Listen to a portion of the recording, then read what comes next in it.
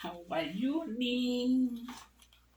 How are you, good people? How are you doing today? Is it day? Yes, it is morning. It is, I think, 3:30 in the morning, and I've just woken up, preparing for my duty. I always wake up at 3. Then I start my duty at 4. So my guys, as I was going through first of all, how are you doing? I hope you are doing well. Wherever you are, my viewers, my supporters, my friends, I hope you are doing well and you're doing great. And thank you, my people, for subscribing. For subscription, not really. Please, guys, take me to 200 subscribers. But in viewing, you are trying, but people, do something. So today, guys, as I was going through my notes here, I always like writing. I do write a lot.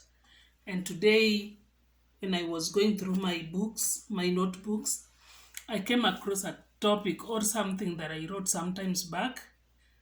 And I thought it is wise to share it. Why? Because there are people, maybe they are going through the same issue, but they don't know how to go about it. Even me, I went through it for a very long time without knowing where to get help, without knowing how to handle it until I got help. So, my people, if you're coming across this YouTube for the first time, my name is Rose A, and I'm a mom.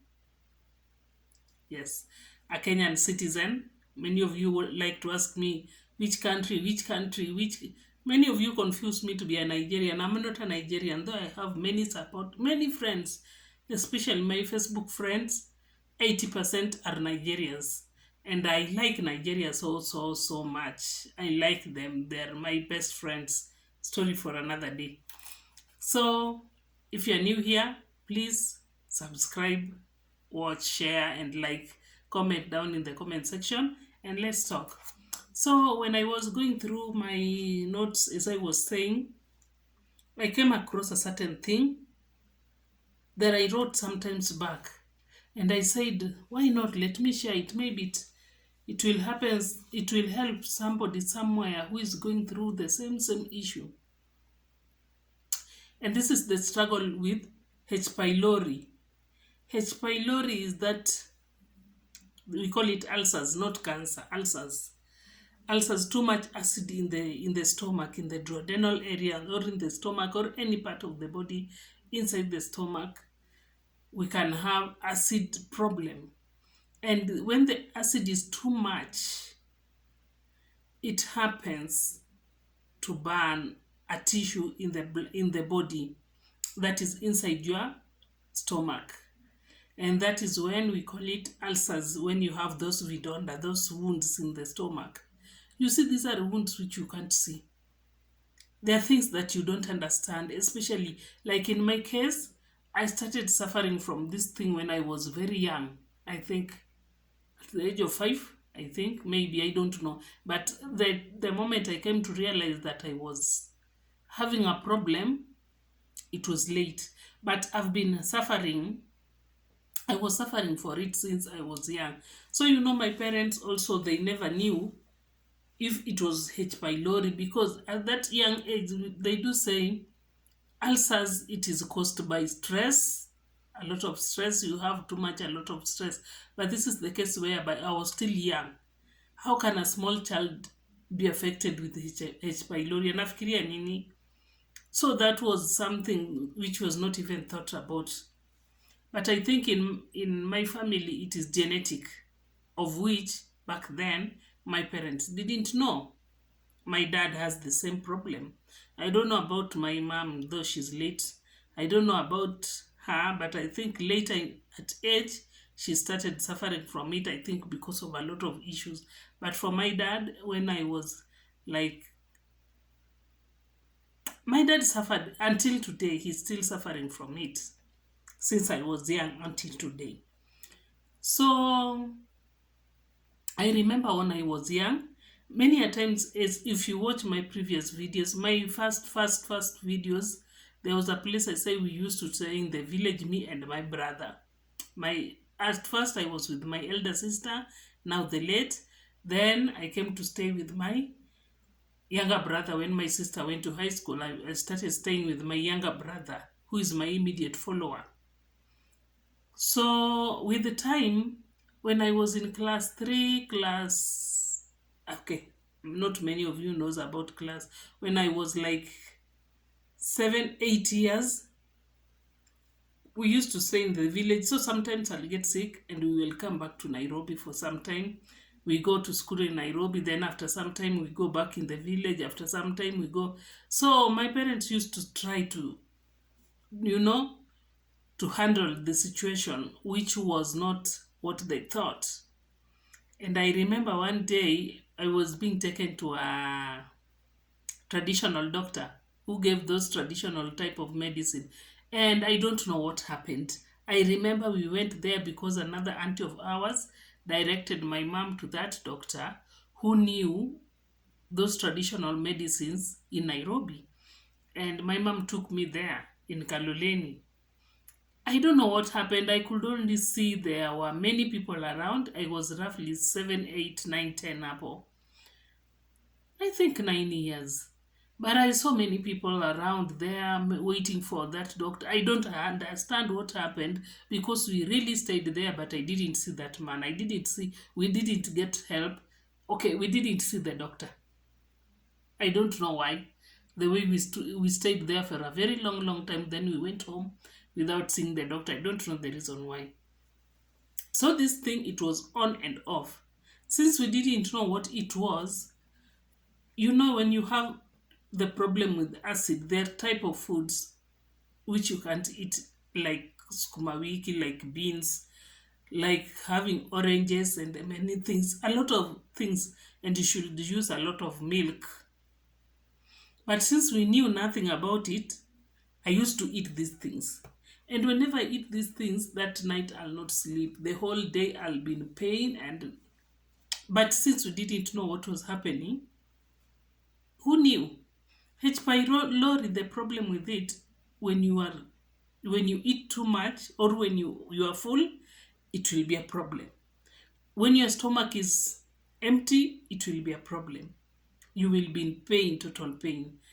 So I went through this thing for a very long time until I was in Form 1, I think. 14 years, I think, 14 roughly there. I couldn't stay in school because in school we will eat beans, we will eat a lot of githeri and uji and all that. And this is the problem. This is the food in the school anyway, because it was a boarding school. You can't have a special diet, especially in my case. It was not known the cause of this thing. So I'll just eat the normal food like the other students. At some point, it got serious and I was sent home. So this is whereby a certain friend of my mom told her to take me to another hospital. When I went in that hospital in town called Crescent Clinic, something like that, along River Road there. Is it even River Road? There, along that area. I went there in that clinic for a very long time without any change. So one time, a certain man again who was working with my mom told my mom to take me to Nairobi X-ray Center to do my X-ray. When the X-ray was done, remember all this long I've been being treated without knowing, no X-ray, no nothing, just maybe it's a stomach ulcer, stomach upset, maybe it's something, maybe blah blah, and life goes on. So this time, I went for that X-ray. I think it's in Aga Khan Walk in town, Nairobi town. That is in Kenya, my dear. So this time round, the wounds were too much. The wounds were, I don't know what to say. According to the doctor, he said the wound were very septic or something. I don't know. So he gave me some medicine syrup. It was actual syrup, by the way. It was actual syrup, and I used to take this actual syrup while going to school. I'll go with like 5 liters of actual syrup. When it gets finished, I'll go to another nearby clinic and get the actual syrup until we close school, and that was now my food. Actual syrup, actual syrup. If I can't get actual syrup, I'll get actual tab or omeprazole. That was my food for a very, very long time, taking those medicines, taking without much improvement. Come to marriage with lots of issues in marriage, with lots of ups and downs of life. Now it wasn't again. But it wasn't, but I used only to take omeprazole 1-2 days. When the pain goes, I'll stop. When the pain comes back, I'll send for omeprazole. And that was my food. That was my routine. If the pain is not there, I'll not take.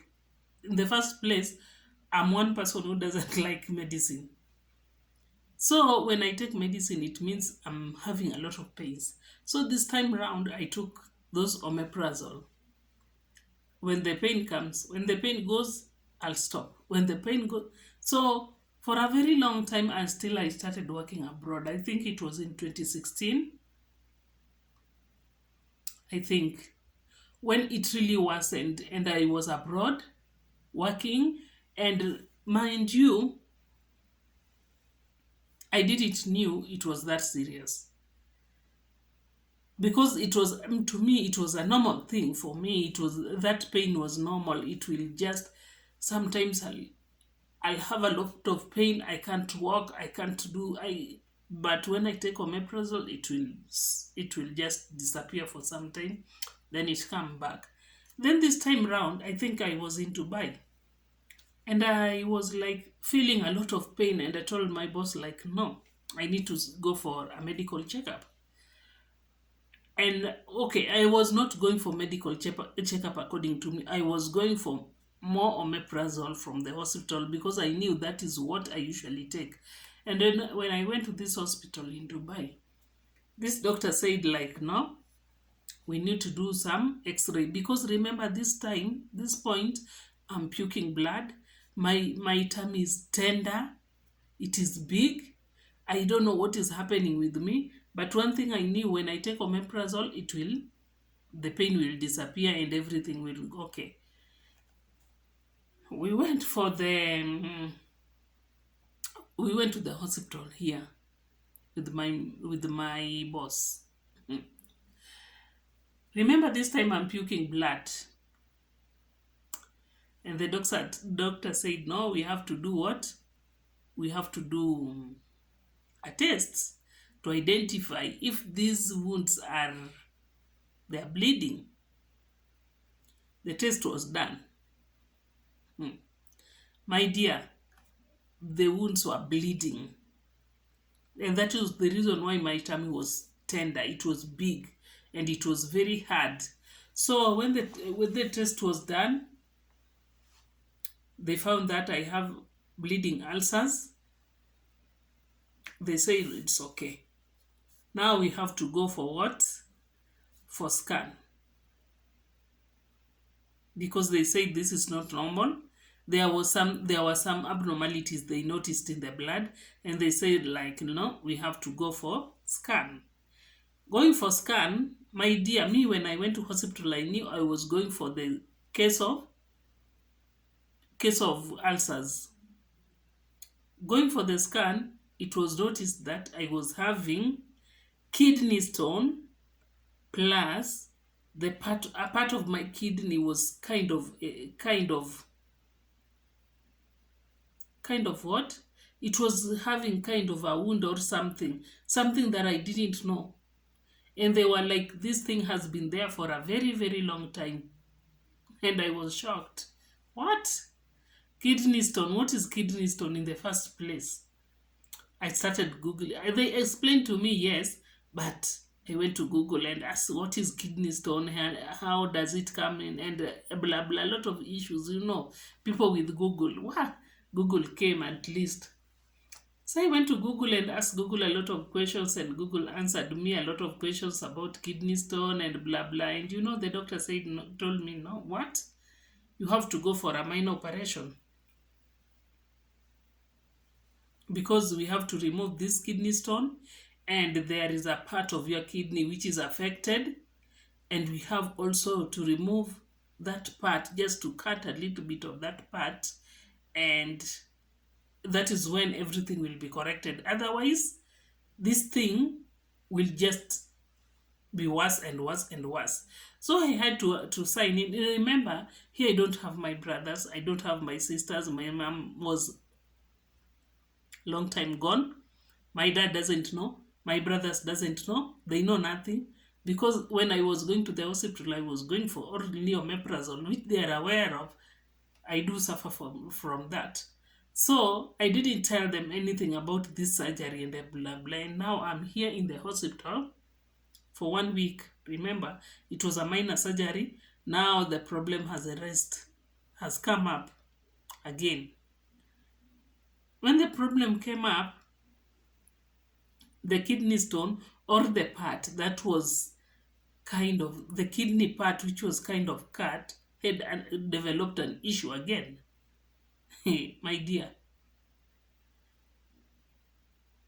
In this case, my ulcers, also the wounds, were very, very many, and they were deep wounds, kind of. I was having duodenal kind of ulcers. Duodenal ulcers, not kind of, duodenal ulcers. And in this case, with a kind of the test they did, they told me when they were correcting the kidney stone and the kidney part which was having infection, they also have to correct the wounds and everything about the ulcers, about the duodenum and everything. And that was how I stayed in the hospital for 1 week, I think, for 1 week. Then I went home, stayed home for, I think, 1 week again, then went to the hospital for a checkup. And that was how I was rescued, or that was how my ulcers were healed. Because it was a process. It was really a process of which, us as a family, especially me and my parents, we didn't know how to go about it. And even in my family, I don't think if my parents knew that there is something like endoscopy and all those kind of nonsense about ulcers. No. With us, we knew ulcers is just a normal thing. You get sick, you get healed, and blah blah, and sorry, Kwisha. But I've come to realize this thing with acid, or this thing with ulcers, it's affecting many, many people, especially in our generation. Everyone is having H. pylori. Everyone is like, what should I eat and what should I not eat? And my dear, it's good to go for checkup.